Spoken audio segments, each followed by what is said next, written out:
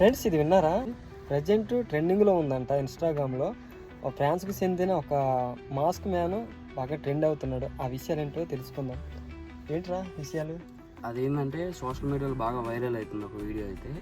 ఫ్రాన్స్కి చెందిన ఒక పర్సన్ అయితే అతను 2055 అక్కడ టైంలో స్ట్రక్ అయినట్టు వీడియోస్ అయితే పోస్ట్ చేస్తున్నాడు.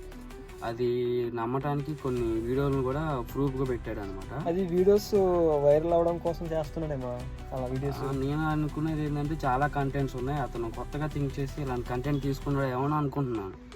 అండ్ ఇంకోటి ఏంటంటే ప్రజెంట్ GTA ఒక గేమ్ ఒకటి ఉంది, ప్రజెంట్ అయితే 3 నడుస్తుంది అనమాట. కానీ ఆ వీడియోలో ఏమవుతుందంటే అతను చూపించిన 7 వరకు నడుస్తున్నట్టు, ఆ గేమ్స్ కూడా ఆడుతున్నట్టు అయితే వీడియోస్ పెట్టాడు. అండ్ అలాగే ఒక మ్యూజియంకి వెళ్ళాడు.